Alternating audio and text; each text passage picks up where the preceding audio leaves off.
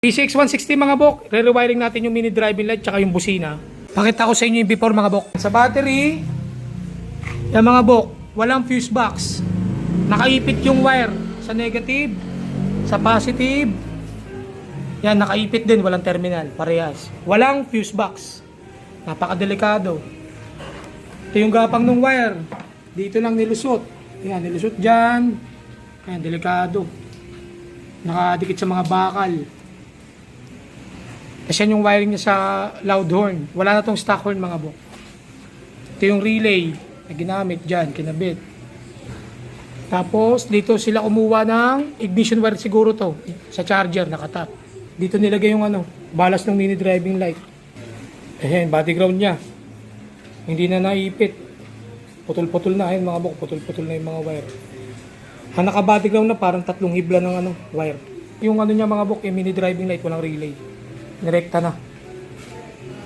Ito yung domino switch niya. Ayusin natin lahat yan mga bok. Tapos na nating i-rewiring yung PCX 160. Pakita ko sa inyo, sumula tayo sa battery. Yan mga bok, sa negative terminal ng battery, naglagay tayo dyan ng automotive terminal. Kasi kanina wala, inipit lang.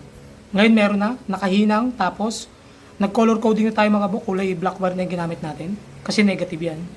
Sa positive terminal ng battery, meron din dyan tayong automotive terminal. Nakahinang din yan.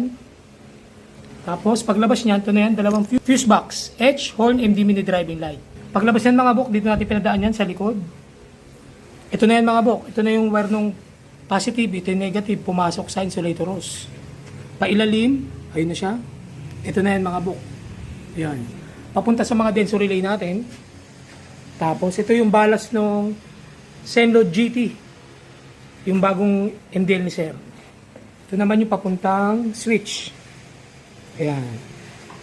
Domino switch, tsaka passing switch.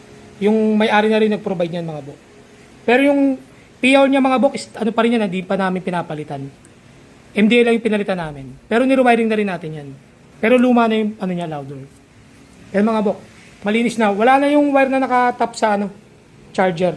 Tsaka yung body ground, tinanggal ko na dyan. Dito tayo nag-body ground. Ayun mga bok, dito tayo nag-body ground. Naka-terminal na rin yan mga bok, hindi na yun inipit. Yun, naka-body ground na. May terminal. Balik lang natin yung mga bok para makita natin yung resulta. Nakabit na natin lahat ng fairings mga bok. Sa ilalim natin nilagay mga bok. Yung bracket na yan, yan pa rin yung gamit ni Sir, di namin pinalitan. Yan. Zenlo X1 GT. Pakita ko sa inyo mga bok. Yan yung ilaw ng PCX 160 mga bok, headlight niya yan. Yan yung low, ito yung high. MDL tayo, low. Yan mga bok.